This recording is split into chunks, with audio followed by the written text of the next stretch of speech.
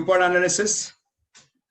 I think I've got two good questions already up there of Reliance and others. Very good. So the name came from DuPont, right? The name of the gentleman who developed this is Donaldson Brown. He has broken it up brilliant. You know, we can do further also. You can break it up as net profit margin, right? You can break it up as net profit margin, total asset turnover, and financial leverage. So we are clearly defined that, right? You can net profit margin is total net margin divided by total sales. Asset efficiency is measured by asset turnover ratio. Leverage is equity multiplier, right? Is equity multiplier, which is basically CFO's decision. Operating efficiency, I explained through CEO and CMO, Chief Marketing Officer. Many of us do not know what is the role of a CEO and COO. CEO is vision. CEO is execution of that vision. CFO is to project and put red flags, safeguards, etc. Very important role. CMO is Chief Marketing Officer is also to generate sales, get the right product mix, one concept we always ignore. Asset efficiency is obviously plant manager, but see, plant cannot operate in isolation. Plant is also to work with the sales team. So in my current assignment, where thanks to Ms. Shanti, we are involved there also, I ensured that this boy, so let me give you the name of the company as XYZ Limited. He was supplying to 4 customers in India. And I went back and said, boss, this is a huge risk. The 4 customers were making him dance.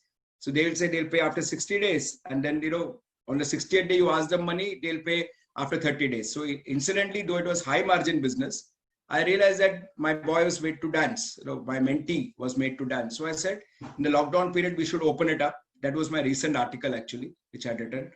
We opened up the market. I pushed him into exports. So what we have done technically is the CEO, my mentee, I gave him a vision, exports. I called the CEO and said, now you execute. We arranged seminars from an international consultant. 2 months, everybody was at home. So we found everybody there. Even foreign, there was lockdown. So we got them international scientists, everybody was excited. Moment that happened, everybody knew about this company. Now the exports have started. And now this boy is into export. He gets export subsidies. And immediately the working capital turns have increased. Now that's about asset efficiency. Well, I also realized that these 4 customers were ensuring that, you know, he was getting regular orders, but the plant was being used only 45% of the time. That way his capacity utilization was only 45%. But still he was able to do business because it's a high margin business. It was a high margin business. Now we have ensured that his capacity utilization is gone to 75%. And when he talked to the plant was like, anytime you give us orders, we'll do it. And they are doing it. The plant manager is ready. So it's both plant manager and sales team. But please understand, you have to identify the bottleneck. The bottleneck could be production. The bottleneck could be sales. Today's condition, sales is the bottleneck. Decision of financial leverage is with the CFO. Very simple, right? And CFO is much beyond an accountant. So that was the slides. Love you all. Extremely critical. Now let's take the question answers. 2 very good questions I saw. Disha is going extremely good question from Disha. Right. Wonderful question. Is Reliance going net debt free? I love you all. Right. I love you all. It's a wonderful decision. If you ask me personally, Reliance, wonderful question. Reliance going net debt free is a wonderful decision for the simple reason that if he would not have done that, I think he would have gone the Anil Ambani way. Today, this man has raised so much of equity and retired debt. Yes, one way you can say is he could have used his oil revenues to pay back the debt. But all of us know that oil has fallen. The oil prices have fallen like anything. See, but luck favors the brave. Oil prices had turned negative. That was how bad it was. So yes, maybe 1 year back, Mukesh Ambani would have thought, you know, I can use this money from oil business to pay off this debt. He said, no, I'm going to segregate these 2 things. So he went across, raised equity. And please understand, he did not raise equity from only financial investors. He raised equity from what we call as technically strategic investors. So if Facebook is a strategic investor, if Facebook does not only bring in money, it brings in strategic advantage. WhatsApp. So I believe now there's a next battle that's going to come in from WhatsApp Pay, etc., etc. Right? So is it a good decision? I think fantastic decision. One, because he not only got money and he has retired debt. which could have become difficult for him to service. Dear Disha and class. Second, getting a strategic investor at your own terms is the best thing. Remember one thing in life, bete, capital becomes scarce when you need it the most. Capital becomes scarce when you need it the most. Today, a lot of people will come and offer credit cards to Anil Menon because I don't need it. God forbid. Okay, today XYZ person will get credit cards because he doesn't need it. Tomorrow that XYZ person gets into trouble. Suddenly you will find that the capital has become scarce. So this is one principle of finance. I think Reliance, some of us say, and very rightly so, anybody can have their own opinion, will say he sold his equity cheap. That's your viewpoint. I go with Mukesh Ambani's viewpoint. He's pretty happy. And with every such financial investor and strategic investor coming in, there is synergy in operations. Synergy stands for synchronized energy. And by the way, he did not give stake to LIC or an ICICI Securities. Please get it right. He didn't give money to his shares and he didn't take money from LIC. He took money from strategic investors who were ready to give him valuation. Okay. Sharpuka asks, is lifetime value of a customer synonymous to ARPU, which is used in telecom industry? Yeah, you can possibly call it as ARPU. ARPU is, yeah, you can say that, Sharmuka, but not exactly that. ARPU is average revenue per user. Yes, you can call it that, but lifetime value is, along with ARPU, what else can you get from him? So for example, if you can cross sell, is it? Answer is yes. But is it completely that? No. Can you cross sell products? So for example, Reliance Jio today is not only looking at ARPU, it's looking at something much bigger. Right. So please understand, lifetime value of a customer is definitely your income metric. But along with that, what are the cross services can you sell to him? What are allied services, not cross? Allied services can you cross sell to him? That is a question. Allied services that you cross sell to him. That is where the question is. So now we will do one thing. We will break up this entire thing and we will look at it from a strategic point of view. Thank you. Okay. So now I'm pulling this to an Excel sheet. Okay. And now you understand the same explanation. I'd like to make it through an Excel sheet. So we had a consulting assignment for a company known as Welspun. Okay. So I'll give you the name because it's a listed company. We had a wonderful assignment with a company known as Welspun. Now Welspun was doing extremely well. Welspun was in textiles. Welspun was in pipes. Right, Welspun was doing a lot of business, and then their entire senior management had come to us, and we were looking at the senior management and trying to train them.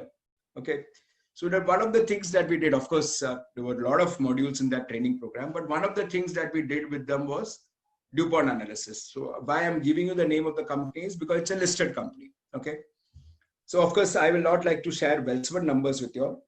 You can try it with any company that you want. I would request you all to try it with any company that you want. We can discuss next time if you are interested. You can pick up your case and I'll ask you questions on that, on DuPont analysis. So here is the entire thing about Welspun. Okay, so you have to understand this through Welspun. For a business, what matters most is market valuation. Market means share market, which is where one of you all very nicely mentioned PE ratio. Very good, very good. Absolutely good. But I don't want to do PE ratio with you all. I want to just start with ROE concept. Okay. Of course, when the course proceeds, I'll talk about PE multiple, EBITDA multiple, PEG multiple. Okay. But that was very good. Who was the colleague who said PE ratio, market valuation. Now, what we also say is return on investments.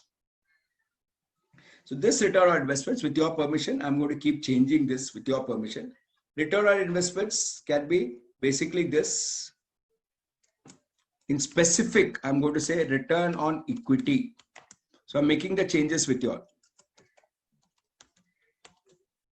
So that is my focus today. Return on equity. So yes, some people interchange ROI, never do that, and ROE. Finance class, you can't do that. Okay. Strategy class, maybe you can do that. I'm very clear. I'm talking about ROE. So how is it calculated? It is calculated by returns to shareholders. I'm typing it out for you all, to shareholders, or can I put this as, it is calculated as shareholders returns, and we are not talking about market, we are talking about in terms of company, which is PAT,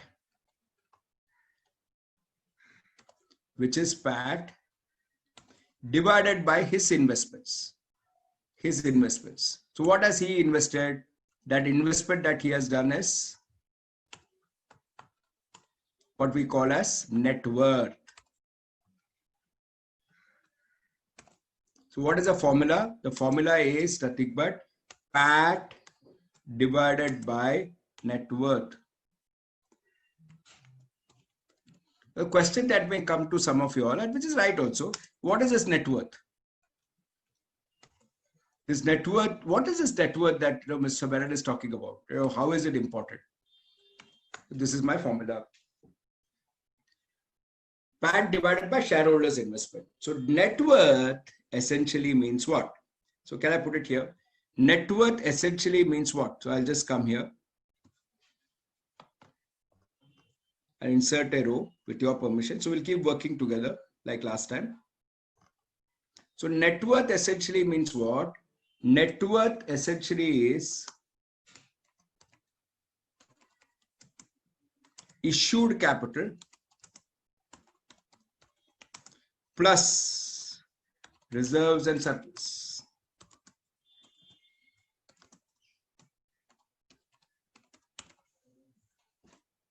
Issued capital plus reserves and surplus.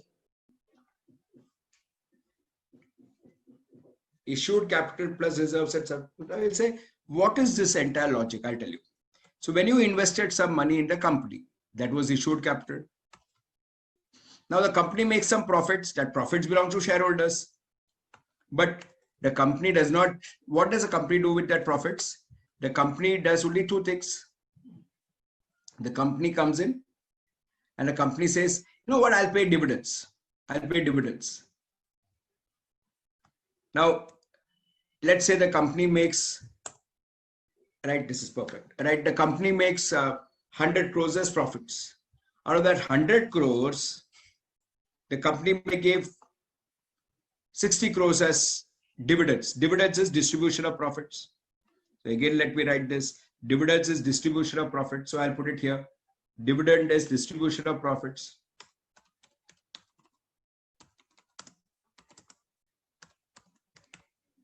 So out of 100 crores that a company makes, let's say it pays 60 crores as dividends. Come on, all of you shareholders, this profit is divided among you all. Take it, go away. But that balance 40 crores is still shareholders' money, no? Balance remaining is what called as retained earnings. Is retained earnings. Welcome. And that retained earnings will go and increase the reserves and surplus. The word surplus means extra. Extra after what? Extra after payment of dividends. So whenever we said net worth, discussion closed. Net worth essentially means what? Net worth is nothing but issued capital plus reserves and surplus. What is the other word that we keep saying? The other word is also called as retained earnings. So once again, return on equity.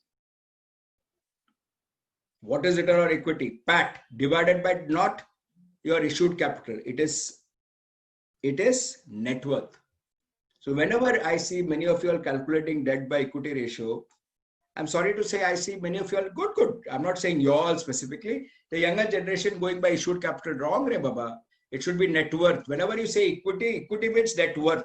And what is net worth? Issued capital plus reserves and surplus. Now, having said this, let's take a discussion now. Let us take a discussion. And let me just open up another sheet here for a discussion. Okay. PAT of 100 crores.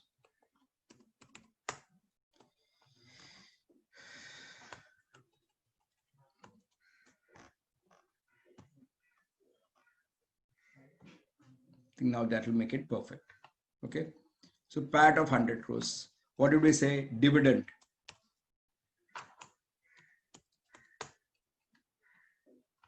Dividends. Big discussion coming up, class. You have to pay attention now. And I need some answers on the chat. Dividends is, what did I say? 60 crores, 60 million. I hope some of you will get placed with other entities. God bless. I see some very intelligent guys here. So retained earnings is 100 minus 60, 40. So this was what we call as retained earnings. This retained earnings will go into a balance sheet. So let's look at some. This is your profit and loss. Your balance sheet will come something like this. Your issued capital. Again, let me just increase that for all of you all. Feel free to keep your questions ready, friends. Always a pleasure. So I'll keep this as 18. When I started this company, my issued capital was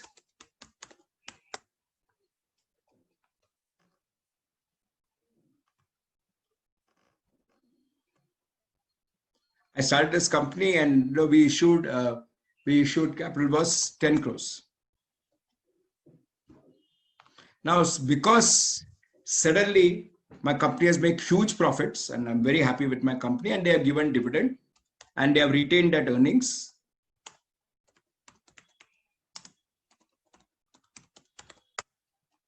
Of how much? 40. Now my money in this business, shareholders' money in this business is no longer 10. Because that entire 100 belonged to the shareholders too. They gave me back only 60. Is now 50. The other name for net worth is, as all of you would know, should know, is net owned funds. So if you're looking at a balance sheet of an NBFC, etc., they use the word NOF, net owned funds. So you better get used to terms. So net worth, net owned funds. Well, let's have an interesting discussion. So this is what I explained, and I'm sure all of you got it. If still not, I will take some questions. Can you give me an example of a company which will be zero dividend? They will not pay any dividend at all. Can you give me an example of a company like that? Zero dividend. Divya, Hariharan, Jay, and Kalpesh. So all four of you all, and of course, right, Arun. Any one of you all can type example of zero dividend paying companies. Maruti Suzuki says Bharat Iyer. Okay, good. So Bharat was hesitating, but no problem. Chalo. Some more colleagues, I gave 5 names too. So out of that 5, any one wants to respond. Amazon says Anaga Iyer. Okay, good. Okay. So Divya Bajra says Tata Capital. Okay, I think you are getting it wrong, colleagues. Incidentally, zero dividend paying company, very rare to find in India. So I had actually asked you all a very tough question. I'm so happy with one kid, that is Anaga Iyer, who actually came and participated, though I didn't even ask her. And Yash Jain got it right. The name of the company is, yes, Alphabet to a certain extent. Love you all here. Perfect. I had Apple in mind when I said that. Salesforce says Prathamesh. Very good, bete. Very, very good. Microsoft says Sheetal. Very correct. Absolutely right. So when Steve Jobs was alive, thank you, bete. We continue our discussion. When Steve Jobs was alive, he used to come and ask Prajwal one simple question to all shareholders. What are you going to do with their dividends? What are you going to do with it? You will go and invest somewhere. Let the money remain with Apple. I am in charge of Apple. No, I'll take it global now. We have now conquered United States. Now there are so many things we need to conquer more. And the shareholders is to readily agree, saying, okay, no problem. So high growth companies where the leader, the visionary leader can convince shareholders that their money will be better utilized, can pay zero dividend. Yes, loss-making company, obviously, zero dividend. That's what textbooks say. Agreed. But textbooks are right, but they're looking at only from a loss-making company. I'm saying here a highly profit-making company comes in and says, why do you need the money? Give it to me. I'll grow your business further. I'm in charge, no? I will conquer the world and increase your ROE. Shareholders used to say, yes, okay, no problem. Because shareholders invest for two reasons. One, dividends. Second, capital appreciation. More so for capital appreciation. Very good, Subbu. Very good. Very good. Now I got you kids thinking. God bless. Look at the answers coming from you all. At least there's a question mark. Some of you are thinking. Now you go back and check. Now, Google is there with you all. But now I got you all thinking. The point that I'm trying to tell you, can you give me an example in India? Yes, I can give you. Bharti Airtel, before it got listed. Bharti Airtel, before it got listed, Mr. Sunil Mittal could convince all the investors, especially Temasek, which had invested before it went public. Why do you want dividends? Let the company reinvest the money. And Temasek said yes. And that's how Bharti Airtel grew to be one of the #1 companies of India, telecom. Since somebody mentioned ARPU, I think Charbukam. But preferably, you need to have a visionary leader, because as in case of Apple, you saw what happened in case of Apple. Once Steve Jobs expired, the new guy comes in, and the same shareholders comes in and says, you know what, hey guys, we want dividend. That also shows what is the confidence people have in the new management. I always say this, the worst insult for a management is when the management resigns. If the share price goes up, that means that's the worst insult. So if XYZ is the manager of a company, is the CEO of the company, and he resigns, and then, or he or she resigns, and the share price goes up, that's the worst insult to that person. That means the markets are saying, thank God, this person has gone. Now this company is in better hands. Similarly, every single corporate action, dividend is a corporate action, sends a signal. Zero dividend paying could be a high growth company, could be a loss making company. You never know. You'll have to examine. Now, my kid also said Maruti Suzuki. Actually, Maruti Suzuki is an example of high dividend paying company. Why? I'll tell you now. Now that comes to the second part of the discussion. If you can think, all of you all, can you think of some high dividend paying company? And you have to give me the logic for that also. Which companies do you think? And you can take India, I don't mind. I write, but now you have got your thinking. Read about Alphabet, read about Microsoft. Do me a small favor, dear colleagues. Give me an Indian company where it makes sense, where you can logically see high dividend paying, where you can logically see high dividend paying. Over to you all. Give me with logic, please. Aditya Iyer says, this is a wonderful explanation, Aditya Iyer. God bless you. Wonderful explanation, my son. Hero MotoCorp is one of the top matured companies. Yes, if a company is a matured company, it should return the profit to a shareholder instead of reinvesting. Okay, brilliant, Aditya. Right? It looks like you are actually got it spot on, son. Very, very good. So I'll give you logic. And all of you are very, very good. I don't know about Indiabulls, so I would not like to comment on that, Siddhi. Right? So here's the logic. Which are the companies where you can pay high dividend? One, my Aditya has answered that very well. Right? Mature companies which do not have future growth plans. Possible. So that is what textbooks tell me. And Aditya gave a good example, right, of a textbook, classic textbook example. Hero MotoCorp, classic textbook example. That's why I complimented it. But I have something else in my course. For me, the companies which will pay very high dividends are, my kid said Maruti, PSUs, profit-making public sector undertakings. Profit-making public sector undertakings. Why? Now listen to me carefully. Because the government perennially needs cash to bridge the fiscal deficit. So government will squeeze Steel Authority of India Limited. The government will squeeze SBI. So SBI chairman is compelled to pay, is directed to pay dividends. He cannot go back and say, I need to grow. He'll say, no, boss. Government is a major shareholder. We need the money. So in the case of profit-making public sector undertakings, GAIL is a classic example. Yes, actually, superb bit. BPCL, classic example. Love you. Perfect. The companies will announce final dividend. Suddenly, they will also announce interim dividend. Halfway through, they'll announce a dividend, interim dividend. And sometimes it's so funny, interim means somewhere during the year. We always laugh and say, there could be a call from the finance minister, boss, tell her we need the money for some project somewhere. And right, the chairman, if the chairman says, I want to reinvest this company, I've studied this in my books and I've got great plans, don't take the money out as dividends. Simple, the company will have a new chairman. Simple. Now you'll say, sir, you're becoming very sarcastic. Look at Subir Raha, ONGC. He refused to pay interim dividends to the government of India. And please go and check on Google what happened to him. He was asked to step down for personal reasons. So yeah, that textbook will tell you this, bit. Government ownership companies typically will get high dividends, either as final dividends, interim dividends, or you may also get a special dividend. Why special dividend?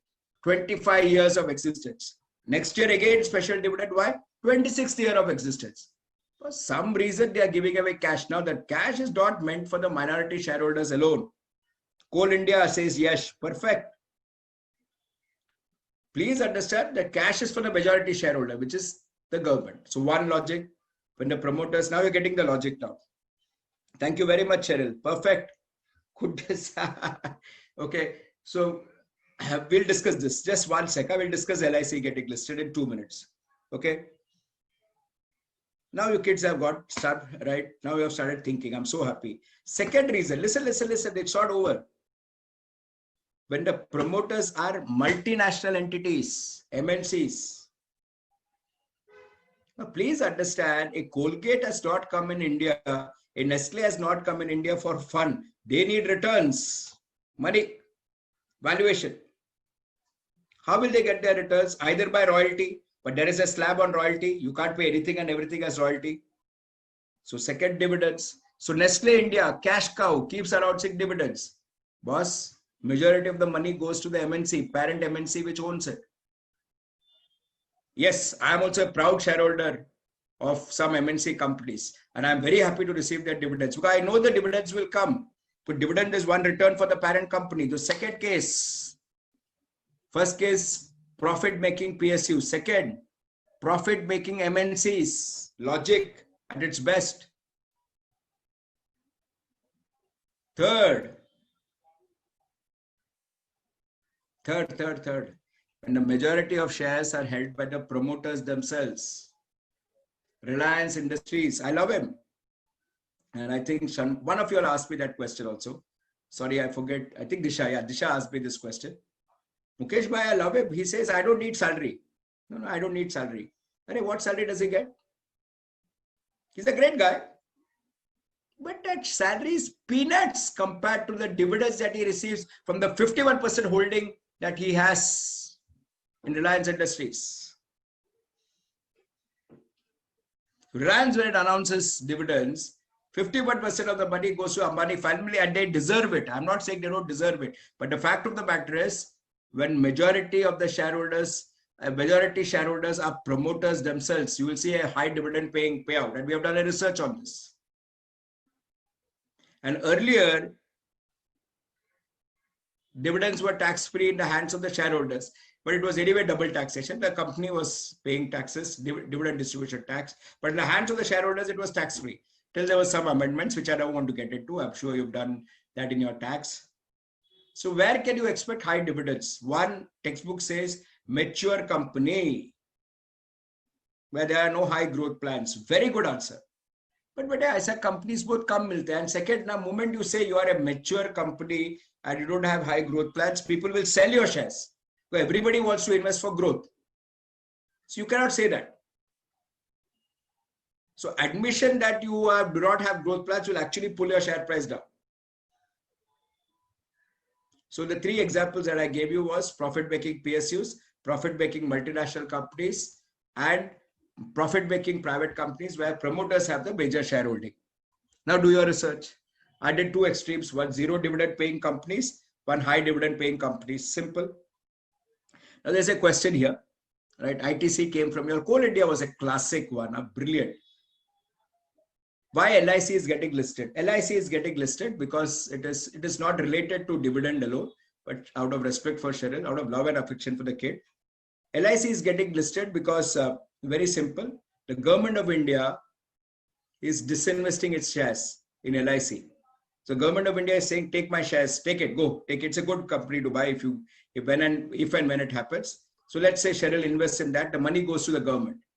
And the government uses it to bridge the fiscal deficit. The government is running a perennial deficit. So why is LIC getting listed? Because the government is selling its shares for money. Second, I believe it's a good step, very good step, because it will make LIC more accountable. Because the moment you become public, see, this is one notion, you can always challenge this. When you go listed, 10 people will ask 100 questions, like Coal India. We believe it has become more accountable. This could be a research discussion, but I'm not getting into all that, right? How accountable are listed companies can be a discussion which can go on for 10 hours. I'm not getting there. The assumption is, moment you are listed, there can be 100 people who would come and ask questions. Even a person with one share can come and ask a question about Coal India because he has one share of Coal India. He's a shareholder of that company. So LIC getting listed is very simple. It's about Government of India's disinvestment plan to bridge the fiscal deficit. Wonderful. So we did what all we did very quickly. We did net worth, right? I will now pull you all again back to my Excel sheet. It's getting very interesting. Thanks to you all. Wonderful, wonderful. So we will keep this going. Cheryl, thank you. You have always been a pleasure, the way you respond. So we talked about retained earnings, net owned funds. We'll again come back to summary sheet. So we talked about this, PAT by sales. So profitability is decided by what? PAT by sales. It depends on what? One, managing the price. So I'll put it like this in front of you all. Managing selling price. Second, managing variable costs. Very, very important. Managing variable costs. Managing fixed costs. Costs are of two types. And very, very important, managing, I told you this, I'll explain this. Each of this I'll explain. Product and customer mix. Now let us explain each of this, okay? So what is managing selling price? Here we will refer to what is called as, so again I'll go back. This was about a very good discussion about dividends. And I'm very happy that some of you are also responding extremely well. You are coming with points. I'm expecting the same thing here. Okay, let's take sheet 2. Let us understand one thing that, there is, so when you say selling price and, product mix, etc., I'll put it here. Okay, so what is this product mix example, right? Let me just do it for you all. What is this product mix example? So there's a very famous gentleman by the name of Ansoff. And he has come with a wonderful matrix, which is called as Ansoff matrix. He has come with a wonderful thing known as Ansoff matrix. So I'll just stop share. I'll come here. In case anybody knows about Ansoff matrix, I'd like to listen to them. What is this Ansoff matrix that you have studied in your marketing, which is so very important when you connect it to fundamental analysis, financial statements, valuation? So Ansoff matrix is a very simple matrix, but very useful matrix. He talks about two things. He comes with what is called as a product customer matrix. He comes with this called as product customer matrix. Very simple, but these things are very useful. What is this product customer matrix? So let me pull this up here. Where are you?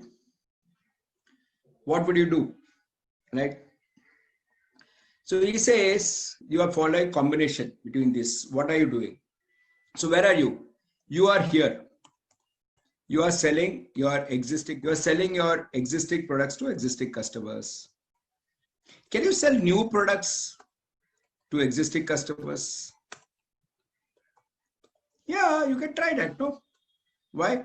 Arey, you know them very well. What is your problem? You know them very well. One combination is, boss, do what you're doing. Helps. Try something. Hey, you know the customer very well. No, by the way, the customer is also buying this. So try and go to the same customer and say, can you try this new product of mine? And here, I would say how easy it is. Relatively easy.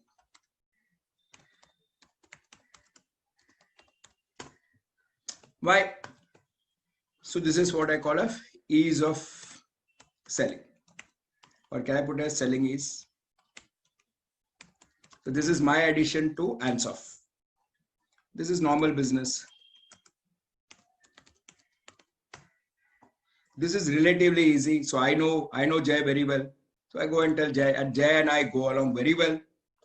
I've been doing business with him for 5 years. So I say, Jay, I've got this new product line which could be of use to you. Why don't you try it? And based on trust, at least once he will try. See, there is a lot of talk in Bollywood, and I'm sorry I'm connecting it to Bollywood, that there is nepotism. I think clearly there is nepotism. But nepotism exists everywhere. Nepotism exists everywhere. Why in Bollywood? Even in business, nepotism exists. Every business owner wants his son to become the leader, except for Narayan Murthy, where he is saying, okay, let my son do whatever he wants. Let my son-in-law do whatever he wants. That is exception, no re baba. Look at even Azim Premji. He got Rishabh, no? From top to bottom, from bottom to top, but he got him in or no. So nepotism exists everywhere. Why do you complain about it in Bollywood? My point is give everybody a chance, but don't obstruct somebody's progress. That is wrong. If you have a talented newcomer doing well, give him a chance. You can't obstruct his progress. That is where my fundamental objection is. But yes, it's relatively easy for Mr. Abhishek Bachchan to enter the film industry because Amitabh Bachchan is a big name. And he knows all the right people. And we are also very keen, right? How well will Abhishek Bachchan act? Because we are comparing him with Amitabh Bachchan. Unfortunately, Abhishek is a great actor, but because Amitabh is a superior actor, Abhishek failed. That is also called as, I'm taking a 30-second detour. In family managed business, we call it as a successful person's curse. If somebody is very successful, he is cursed that the next generation may not be able to replicate his success. Believe me, except for a Mukesh Ambani, which again is disputable. Some people say Dhirubhai is more successful. But otherwise, if you look at it, Sunil Gavaskar. Rohan Gavaskar is a wonderful player. But hardly 3 one-days he played. Now you kids may not even know him. Why? Every time he used to come to bat, we used to compare him with Sunil Gavaskar. He never had the technique of a Sunil Gavaskar. Now some of you will say Rohan Gavaskar got a chance easily. Correct, Baba. That is relatively easy, no? Well, you know the guys on the other side. So Ansoff says the same thing. If you know the customer very well, you can go and offer him. He will try at least once. This could be slightly more difficult. Existing product, new customers, definitely. This could be slightly more difficult. Because you are going to a new guy who doesn't know you, but you can always give references. Hey, Cheryl, you can buy my product. You know why Hari has purchased it, and you can Hari, you can talk to Cheryl. Give my reference. So it won't be as relatively easy as this. Definitely, it is doable because you have a history. Now the problem comes when you try this. New products, new customers. That is where we call it as a diversification. And I will put this in capital letters.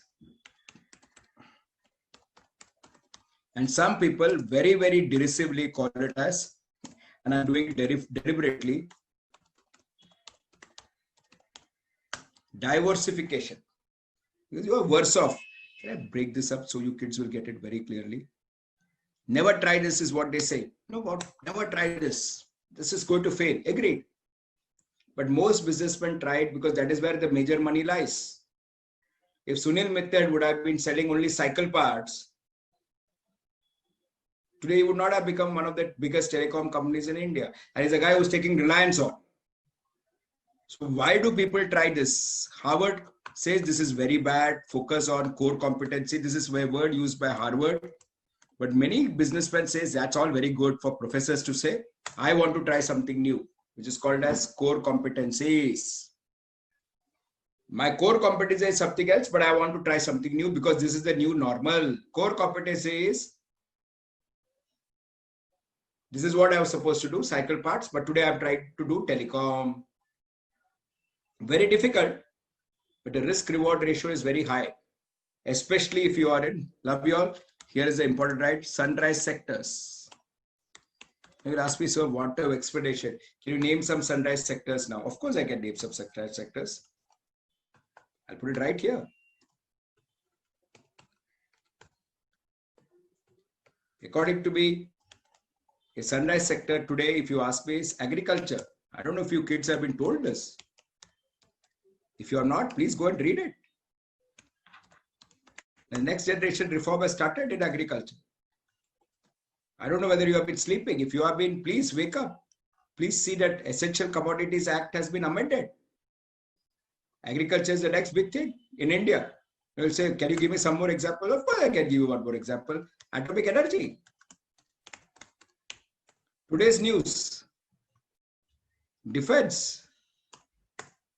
Please understand agriculture. Here, I need technology. You could have an agri-tech. You could have an agri-preneur. Now, somebody who is manufacturing leather suddenly may get into agriculture. You can't say, boss, diversification is wrong. Boss, yes, sense an opportunity, but the risk return ratio is very high. But what he needs to do is get the right business managers who understands what is called as ROE. Having said this, dear colleagues, I'll take a pause now. We will come back to DuPont again. I want to discuss your assignment now. So here is Ansoff Matrix. Thanks, Cheryl. You've done an assignment. Next time's assignment.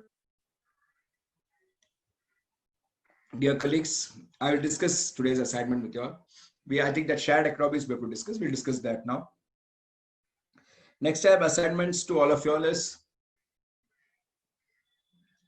what do I give you all so that you can find it interesting? Chalo, analyze a company. All right, analyze a company and come next time. Maybe a sale. It could be a company you can analyze. Steel Authority of India Limited. You can just analyze that company and come. We'll discuss it. We'll discuss that. Okay. So I'll just stop share. I want to discuss your assignment, which was pending from last time, but this time I'm sure all of you are very well done. Right. Before I get there, what was the last assignment I gave last week, colleagues? Cheryl? What was the last assignment I gave last week? There's a market which is known as a derivatives market. I'm sure all of you have done a financial markets course. So the derivatives market, what really happened at one point of time is nobody expected. So this was not an actual physical market. It was a derivatives market. So they were playing in what we call as typically futures, oil futures. And I'm sure you've read about it. So what really happened in oil futures is that, people became so desperate to cover their position. Now, what do you mean by cover their position? If you have purchased, covering your position is selling. If you have sold, covering your position is buying. Okay, so you call it as long and short. Okay, derivative market. Long is to buy. To cover a long means you have purchased, you have to sell. So there were a lot of long positions. There were a lot of long positions in the derivative market. Now, unfortunately, the pandemic happened. Nobody could predict that. It was a black swan event. And suddenly the oil prices crashed. Now it crashed so much that, I'm sitting on a long. Okay, I'm sitting on a long. Now, if I don't square off, I don't cover my position. The word is square off. I don't square off the position. I'll have to go and take delivery of that oil. Okay. Now, boss, if I take delivery of the oil, I'll have to arrange for storage. It is not 1 or 2 tons. It's tons of oil that I'm trading in. Okay. And banks, when they trade in oil futures, huge volumes. Now, you don't have such storage capacities now because world over, people have realized oil prices have crashed, including India and US. They have filled their strategic reserves. That means you don't have storage capacities. Ships, there were no movements. Even today, there is no movement because of lockdown. So now you are trapped. As a buyer, you are trapped. Because if you don't square, you are purchased. If you don't square off, you'll have to buy that oil. Now, what do these guys do? They squared off. The moment they went to square off, the prices had crashed so low that they had to pay the other party to say, okay, I'm coming to zero position. So my plus 1,000, I want to make it minus 1,000. So I need to sell. The moment I need to sell, the person on the other side is saying, okay, I'll take it. But along with that, now I need some money. Very rare event where the bulls were trapped because of a pandemic. This won't happen very frequently. It happens when the prices actually crashed. Excuse me, link it to Reliance now. If Reliance would have continued depending only on oil, what would have happened? And wonderful question from a dear kid who asked, and thinking that money will come from oil, I'll pay my interest. You could see what could go wrong there. So oil prices going negative is basically because of what we call as oil futures. Please read about it. It's about covering a long position. It is about squaring off a long position. Of course, things have come back now. Now it is no longer negative. You cannot have a negative position. Yeah, you can't have a seller paying a buyer. It's a very aberration. It happens once in a while, but still worth reading. All right. And if I am taking an interview, I would definitely like to ask this question. All right, because that shows that you are very well read. As a student, you are very well read. The second point that I want to ask you all is, which was about shared economies. There was a first assignment. This time I've asked you to read about SAIL India. Just read about SAIL India and come back. Let's have some thoughts, So two industries that you can read about is, I think the girls in the class can read about plastic stabilizer industry. Please read about plastic stabilizers industry. The boys, please read about steel. Okay, let's have a good discussion next time. Okay. Now, please understand what is about entrepreneurship, which I had given 2 weeks back, and by this time would have read. Today, no, entrepreneurship is not about owning assets. It's about gig economy, which is also called as shared economies. It's also called as shared economies. So this is where it becomes what is called as asset-light models. So what is happening around us is, an Uber does not own a taxi. An Airbnb does not own a hotel room, but they are ensuring that, the demand supply gap is met, which is where I always say this, today be an entrepreneur. Today, money should be your last thing in your mind. What you should have is a brilliant idea and a revenue model. Now, please understand, since we talked about Tata Group, and OYO is valued much higher than the Tata hotels because it's asset-light model, and asset-light models are typically scalable. You can scale it up faster. How many hotels can you build? 5, 10, 15? But how many hotels can you attach with a technology platform? Much higher. So asset-light models are here to stay, and as everybody has noticed, the best thing about asset-light models is this part. I'll explain this. The asset utilization has improved tremendously. In DuPont also we saw that. We'll see it again next time. Asset utilization. You see, why does a taxi driver, why is to charge us extra? Or many a times, even in Cochin, you will agree, Shanti ma'am, even in Mumbai, it's the same. You go to a rickshaw guy and say, can you go to that place? No, I don't want to. Or he'll say, I need 200 rupees. He'll say, boss, it costs only 100 rupees. Why are you doing this? He'll say, I have to come back empty. You have to understand his problem also. It's a different thing. What he's doing is illegal, but that's all. Let's forget all that. Right? We are understanding asset utilization. Now, what has happened with the Uber and all this, right? Other Ola, etc. They have improved asset utilization. So they are telling the cab driver, don't worry. When you go there, we'll ensure that you get a return fare. How? We will incentivize the customer to come in. So how do they incentivize? Very simple. They will get a customer by giving him what is called as reasonable pricing. Now, how does he give a reasonable pricing? So my last 5 minutes, how does he give a reasonable pricing? The asset utilization has improved. Now, no longer he's coming back empty. And there's one more thing these guys did, which I don't think you should do unless you're well funded, is to make the customer, they started giving a lot of incentives. So a customer is to be said, you take one ride free. I'm getting the spelling wrong. You know what? Hari, you refer 2 people to me, 1 ride free. Now, of course, the incentives have gone. So now every time, or Hari, when you go there, right, normally you pay 50 rupees. Now you have got a coupon, you pay only 30 rupees. Okay, Disha, happy? So customer is getting used to it. Okay, of course, you need well-funded things to happen. But please understand, I'm explaining specifically about Uber and Ola. Okay, well-funded people. Otherwise, you are just burning cash. So most of these gig economies are well-funded.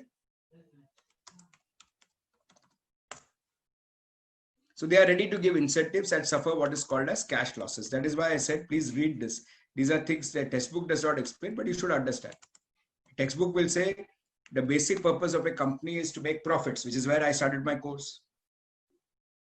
So when they make cash losses, who is funding that cash losses? Very interesting model. They are funded by investors. So the customer becomes attuned to it. Today I can't travel unless I get an Uber. So I become habituated. I want Amazon 2 days sale. Oh wow. I'm getting habituated to purchasing something on Amazon. So Amazon used to give heavy discounts. Now it is not giving. Very interesting when you study their model. My last comment. So whenever these guys burn money, they'll either focus on the supply side or they will focus on the demand side. So now you can read. I'm sure you all very, very well read now. It's been 2 weeks. Where do you think when they started, where they initially focused, did they focus on the supply side or did they focus on the demand side? Good. Shachi is also responding. Mahalashmi, very good. Excuse me, I think now we'll stop. Thank you, Prajwal. Thank you, Akshari. All of you all, God bless. I'm not going to point out mistakes. Thanks, Rudresh. For the first time, you have responded. Thanks, Mahalashmi. See, traditional finance says that focus on the demand side. That's what I would teach you in class also. Focus on the demand side. That's where the money is coming from. But these guys actually focus on the supply side. They removed all the supply bottlenecks. Why? So that when the customer comes in, he gets what is called as customer delight, customer satisfaction. Great thinking. What we teach students, what I've been taught is focus on the demand. Try generate demand. These guys try to remove all the bottlenecks on the supply side. And you say, my God, why are they doing it? They'll come back saying customer delight. When the customer comes in the first time, he should have a delight. Then he will repeat it regularly. Again, this is where a gig economy differs slightly from normal economies, where they actually focus on the supply side, got the supply side right, then incentivize the customer to come and say, come on, enjoy the experience now. So onboarding of taxi drivers was done, onboarding of rooms was done first, then they went on to incentivize the customers. When I read it, I said, oh God, this is good. This is what we call as new gen business models. I end with a very, very important line. All of you all, businesses never die. This is something my guru has taught me. Businesses never die. Business models die, or even better, change with times. For all those of you who are thinking restaurants have gone out of business, no. Ask my Tunga. He's making really good money. Not because of his restaurant or hotel, because of food delivery mechanisms. There's a huge pent-up demand. We're sick and tired of eating home food, is what many people say. So they were waiting for this. There's a pent-up demand. Of course, you can't go to a hotel and say, they said, no problem. Let's order this here and let's have it at home. But it's a long time since I tasted hotel food. Look at what Swiggy and Zomato are doing now and you'll be astonished. And that is a perfect example of understanding what is called as pent-up demand. We call this as, my last line, the new normal, business in the new normal. Thank you very, very much. I'll stop with this. Love you all. God bless. We meet again next time.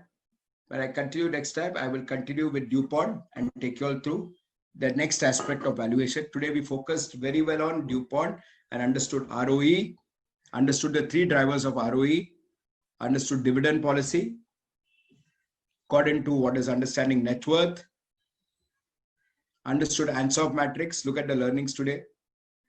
Understood Ansoff matrix. We also understood the sunrise sector, which is very important when you do valuations. And then we also read about 2 things which was important. Derivatives, which touched upon in passing. I'm sure you're doing a paper on derivatives, or financial markets. Your professor will do a great job. And then we also talked about gig economies. Next time, I expect you kids to read up, if you get time. One set of kids will read about plastic stabilizer industry. So read about plastic stabilizers. Another set of kids will read about steel industry. I stop with this. Thank you very, very much. God bless. See you.